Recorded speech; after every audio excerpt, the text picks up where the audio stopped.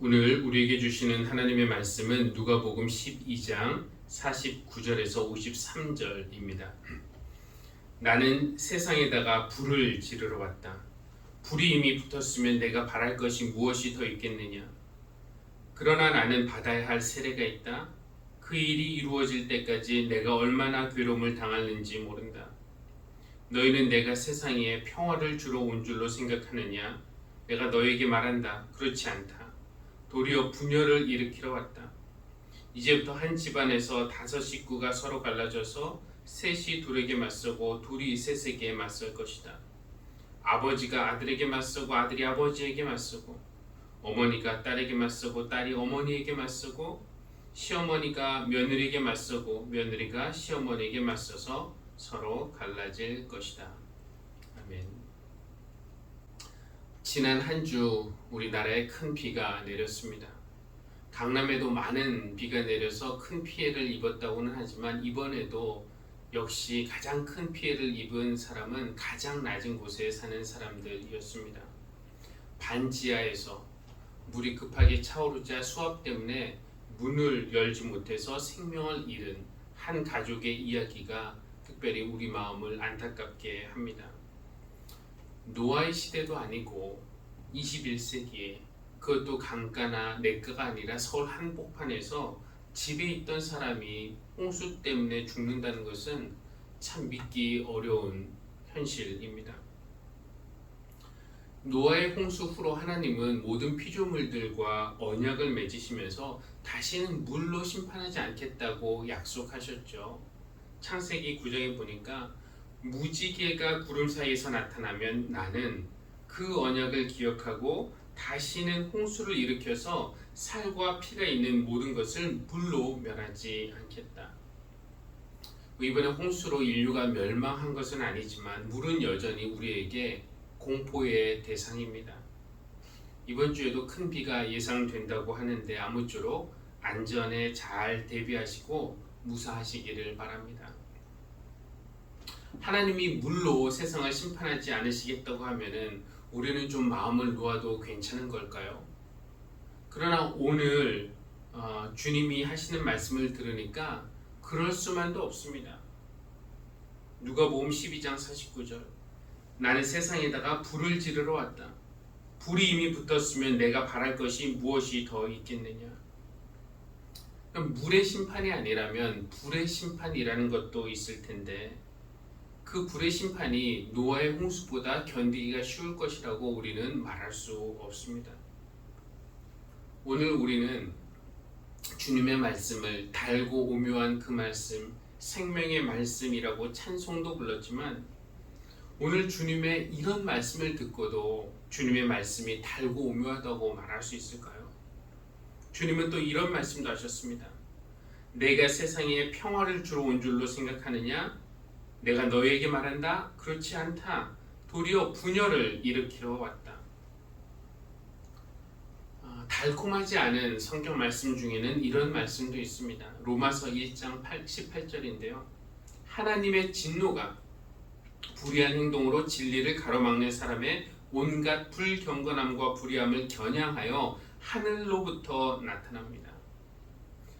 바울은 로마에 있는 기독교인들에게 복음을 들려주겠다고 말합니다.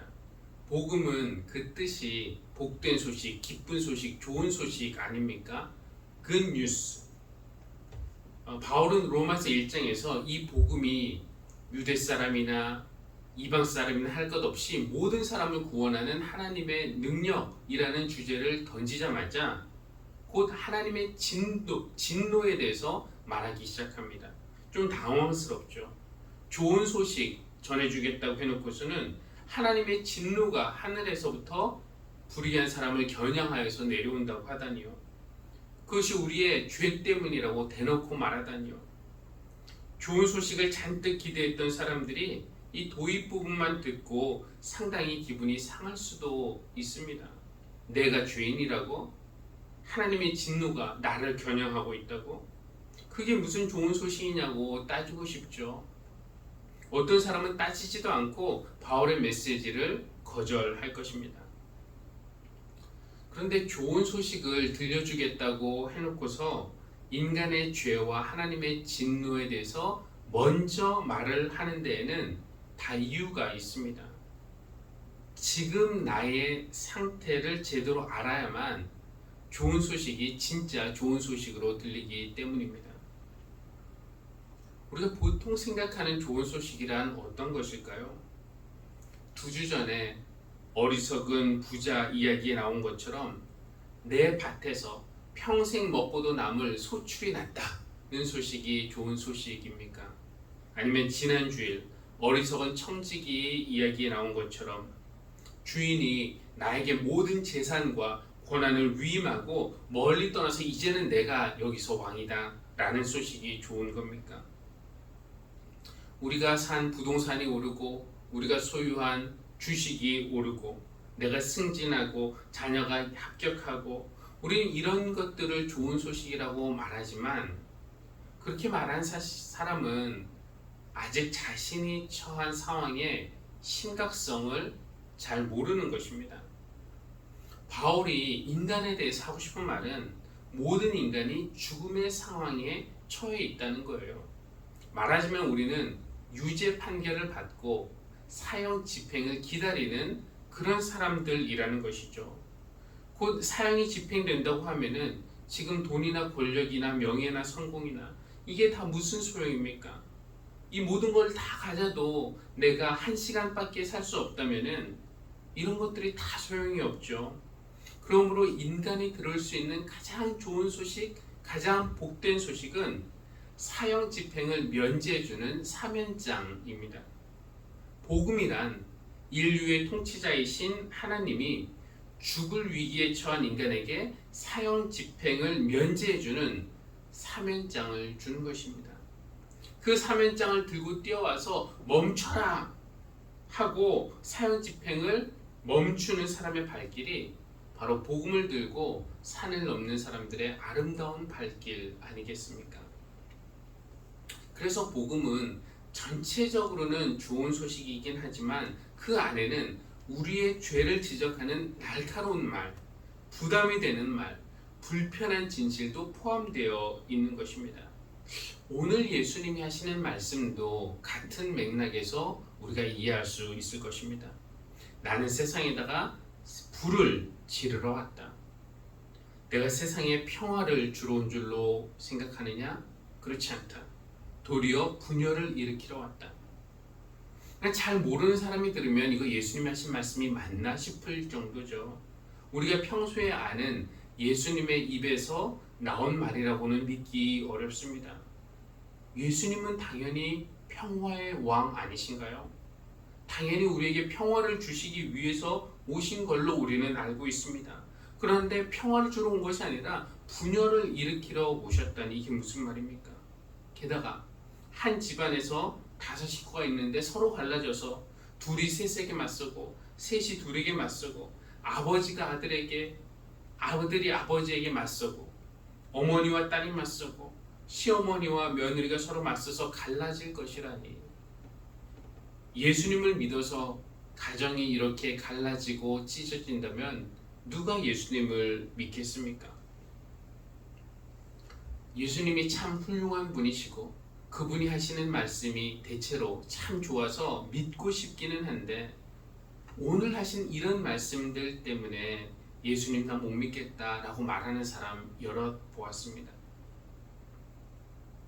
주님이 평화를 주러 오신 줄 알았는데 평화가 아니라 분열을 일으키러 오셨다니, 불을 지르러 오셨다니. 그래서 우리가 이것을 어떻게 받아들이면 좋을까요? 이런 생각을 해봅니다.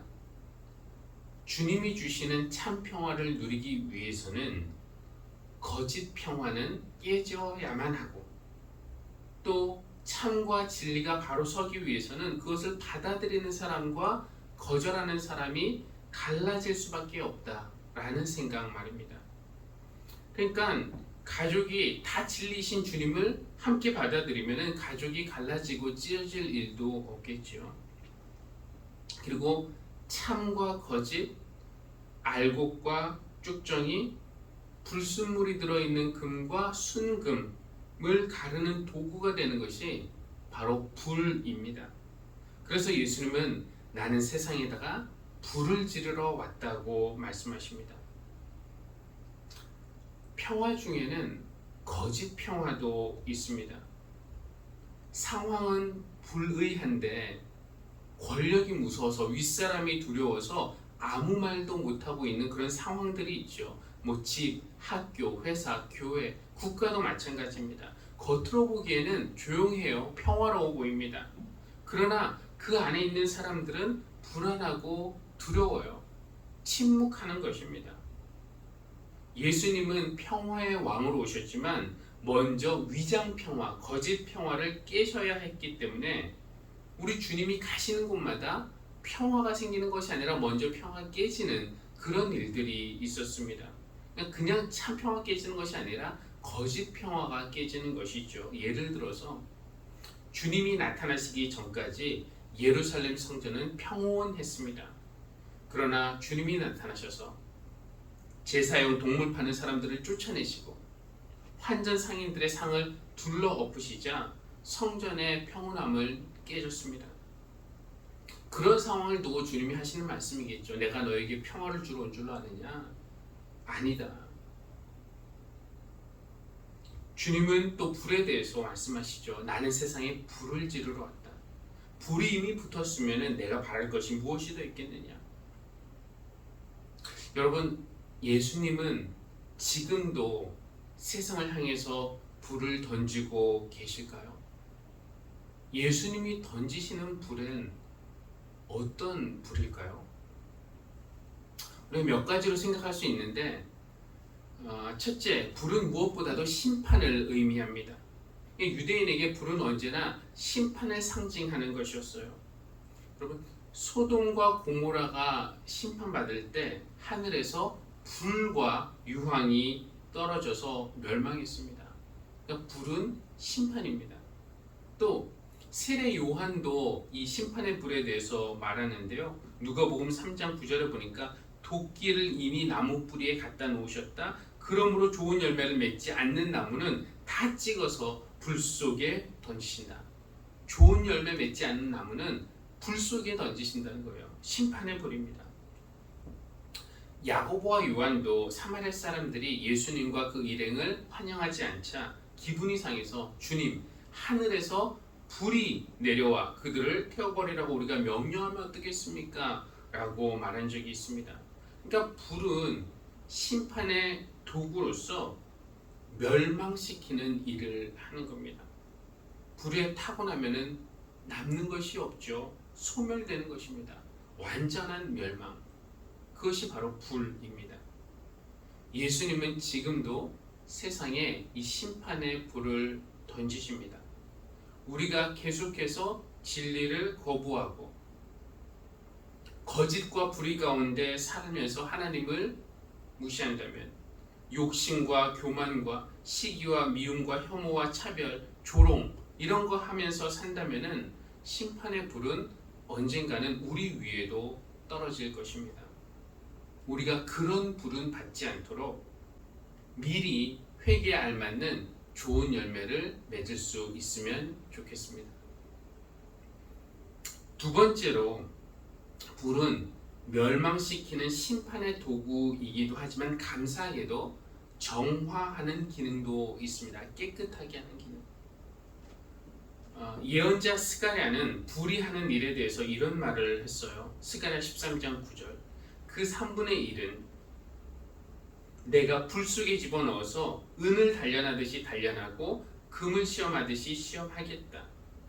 그 사람들을 불 속에 집어넣으면 그 사람들은 어떻게 되는 겁니까? 불에 타서 완전히 없어집니까? 아니에요. 그 다음 부분을 보니까 그들은 내 이름을 부르고 나는 그들에게 응답할 것이다. 나는 그들을 내 백성이라고 부르고 그들은 나 주를 우리 하나님이라고 부를 것이다. 이렇게 불은 사람 속에 있는 더러운 것들을 태워버림으로써 그 사람을 죽이는 것이 아니라 오히려 그 사람을 살리고 깨끗하게 하고 하나님과의 관계를 회복시킨다는 것이죠. 베드로도 그의 편지에서 이렇게 말합니다. 하나님께서는 여러분의 믿음을 단련하셔서 불로 단련하지만 결국 없어지고 마는 금보다 더 귀한 것이 되게 하신다는 거예요. 그래서 우리가 예수님이 다시 오시는 날에 하나님 앞에서 영광과 존귀를 얻게 해주실 것이다 라고 말씀합니다. 불을 던지시는 예수님, 우리가 그 모습만 생각하면은 싫죠. 그런 예수님 싫죠. 불같이 화를 내는 아빠를 우리 아이들도 싫어합니다. 그러나 불 그 자체는 뜨겁고 고통스럽고 위험할 수 있지만 그것이 우리를 깨끗하게 하는 불이라면은 우리는 그 불도 기꺼이 받아야 할 것입니다. 예수님은 세상에 지금도 정화의 불을 던지십니다. 우리가 이미 불 붙어서 진작에 깨끗해졌더라면 더 좋았겠지만 지금이라도 주님이 던지시는 불, 그 불을 통과함으로써 깨끗해져서 순금과 같이 되어 나오는 그런 사람들이 되기를 바랍니다. 주님이 던지시는 불이 다른 것을 의미할 수도 있을까요? 세례자 요한은 예수님이 성령과 불로 세례를 주실 것이다 라고 하셨으니까 예수님이 던지시는 불은 성령일 수도 있습니다. 하긴 오순절 날 제자들이 성령을 받을 때 제자들에게 임하신 성령님도 불의 혀처럼 그들에게 임하셨으니까 말이죠. 예수님이 세상에 던지시는 불이 성령의 불이라면 우리는 당연히 그 불을 받아야 할 것입니다. 오늘 우리가 부른 찬양, 나는 아내라는 찬양은 우리가 받아야 할 성령님을 불로 이해했습니다. 나는 아내, 내가 살아가는 이유, 불이 되는 것. 작은 불이 큰 산 모두 태우듯이 나를 쓰소서. 주발 앞에 신을 벗고 기도하니 불을 주소서. 성령으로 연단받은 불의 사람 되게 하소서. 예수님이 불을 던지시면은 두려워 피하거나 싫다고만 할 것이 아니라 아파도 두려워도 그 불을 우리가 받아야 할 것입니다. 다만 그 불이 당장 심판의 불이 아니라 정화의 불이기를 바라고 동시에 그것이 성령의 불이기를 바랄 뿐입니다. 그 불이 우리 안에 있는 욕심, 거짓, 위선, 불의, 비겁, 교만, 혐오, 차별, 미움 등을 태워서 우리가 깨끗하고 거룩하게 되기를. 그리고 한 가지 더 바란다면은 주님이 던지시는 그 불이 우리 안에 작은 불꽃으로 살아남기를 소망합니다. 지난 주일에도 드라마 이상한 변호사 우영우 이야기 했는데 이번 주에 또 해서 죄송한데요. 거기에 연탄 한 장이라는 시가 소개되었습니다. 안도현 씨의 시인데요. 삶이란 나 아닌 그 누구에게 기꺼이 연탄 한 장 되는 것, 이렇게 말해요. 그러면서 연탄에 대해서는 뭐라고 말하냐면은 해야 할 일이 무엇인가를 알고 있다는 듯이 연탄은 일단 제 몸에 불이 옮겨 붙었다 하면 하염없이 뜨거워지는 것. 매일 따스한 밥과 국물 퍼먹으면서도 몰랐네. 그런데 우리가 연탄 한 장 되어주지 못하는 이유를 이렇게 말합니다. 온몸으로 사랑하고 나면 한 덩이 재로 쓸쓸하게 남는 게 두려워 여태껏 나는 그 누구에게 연탄 한 장도 되지 못하였네. 우리는 누군가에게 주님이 던지신 불로 불붙은 연탄 한 장 될 수 있으면 좋겠습니다. 이제 우리가 찬양 하나 부를 건데요. 우리 찬송가에는 없지만 미국 감리교회, 연합감리교회 찬송가에는 들어있는 찬송가입니다. 그래도 여러분 잘 아실 거예요. 작은 불꽃 하나가 라는 찬양입니다. 중고등학교 시절 교회에서 수련회 가면은 캠프파이어 할 때 빠짐없이 불렀던 찬양인데요. 가사가 이렇죠. 작은 불꽃 하나가 큰 불을 일으키요.